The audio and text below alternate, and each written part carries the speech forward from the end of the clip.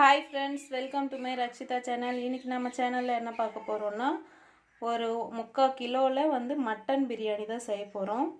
இப்போ வந்து நான் அதுக்கு இந்த மட்டனை வந்து கொஞ்சமாக நெய்யும் பட்டை கிராம்பு சேர்த்து வேக வச்சு எடுத்து வச்சுருக்கேன். அப்புறம் பார்த்திங்கன்னா 3 பெரிய சைஸ் வெங்காயம், 3 பெரிய சைஸ் தக்காளி, ஒரு 4 பச்சை மிளகாய், ஒரு கைப்பிடி கொத்தமல்லி, ஒரு கைப்பிடி புதினா எடுத்து வச்சுருக்கேன். தயிர் கொட்டிடுச்சு.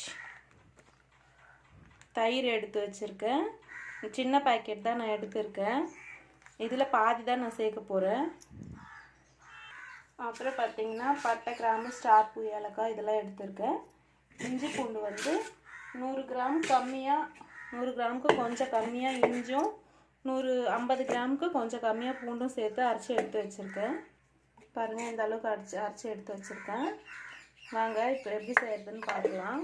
3/4 கிலோ அரிசி, பாஸ்மதி அரிசி வந்து நான் எடுத்து ஒரு 3 டைம் கழுவிட்டு ஊற வச்சு எடுத்து வச்சுருக்கேன்.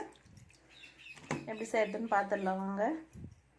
பார்த்திங்கன்னா நான் ஒரு அகலமான பாத்திரம் வச்சு 100 கிராம் அளவுக்கு சன்ஃப்ளவர் ஆயில் சேர்த்துருக்கேன். இதில் வந்து பட்டை கிராம்பு, ஏலக்காய் எல்லாத்தையும் நான் சேர்த்துட்டேன். இப்போ பட்டை கிராம்புலாம் வெடிச்சதுக்கப்புறம் வெங்காயம் சேர்க்க போகிறோம்.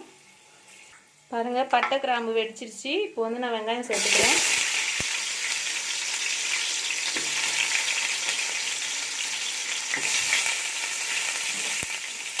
சேர்த்து நல்லா கோல்டன் ப்ரௌன் கலர் வர வரைக்கும் வதக்கிக்கலாம். இப்போ பாருங்கள், வெங்காயம் நல்லா கோல்டன் ப்ரௌன் கலர் ஆகிடுச்சு. இந்த டைமில் வந்து நாம் எடுத்து வச்சுருக்க புதினா, கொத்தமல்லி சேர்த்துக்கலாம்.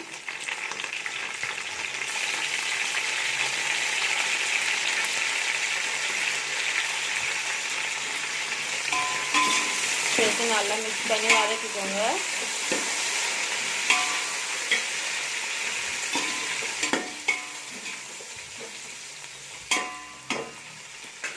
இதோடவே தக்காளி, பச்சை மிளகாயும் சேர்த்துடலாம்.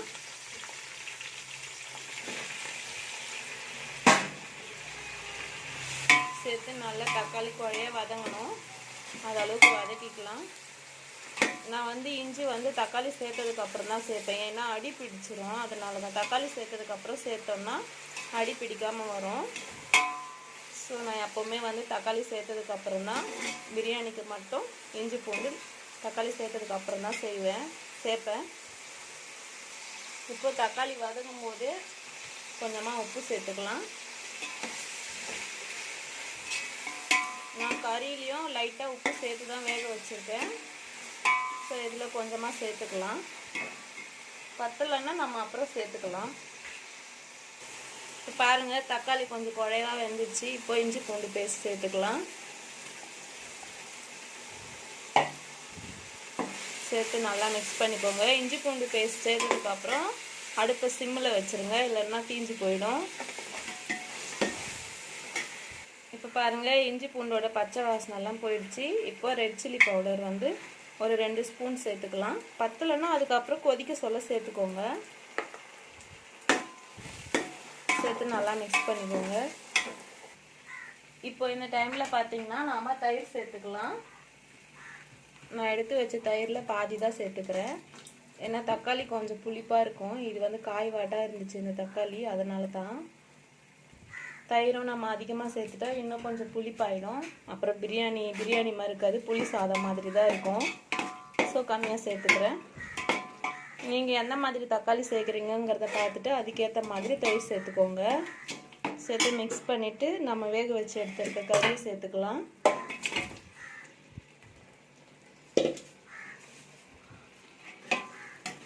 கறி சேர்த்து நல்லா மிக்ஸ் பண்ணிக்கோங்க.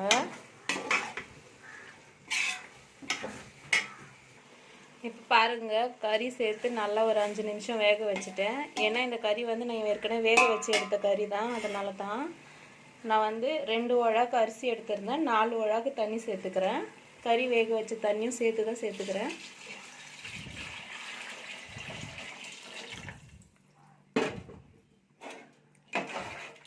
சேர்த்து நல்லா மிக்ஸ் பண்ணி தட்டு போட்டு க்ளோஸ் பண்ணி கொதிக்கட்டும். கொதித்ததுக்கப்புறம் நம்ம உப்பு காரம் பார்க்கலாம்.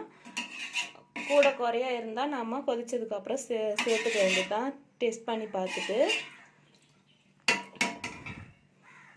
பாருங்கள், நல்லா கொதிச்சிடுச்சு. நான் வந்து உப்பு காரம்லாம் டெஸ்ட் பண்ணி பார்த்துட்டேன். உப்பு தான் கொஞ்சம் கம்மியாக இருந்துச்சு, நான் சேர்த்துக்கிட்டேன் கரெக்டாக. அதாவது கரெக்டாக சேர்க்கக்கூடாது, உப்பு வந்து கொஞ்சம் கறிக்கிற அளவுக்கு சேர்க்கணும். அப்போ தான் சாதத்துக்கு கரெக்டாக இருக்கும் வேகும்போது. இல்லைன்னா கொஞ்சம் சப்புன்னு ஆகிடும் நீங்கள் கரெக்டாக சேர்த்திங்கன்னா. அதனால் கொஞ்சம் லைட்டாக கறிக்கும் போது கறிக்கிற அளவுக்கு உப்பு சேர்த்துக்கோங்க. இப்போ நான் அரிசி சேர்க்க போகிறேன்.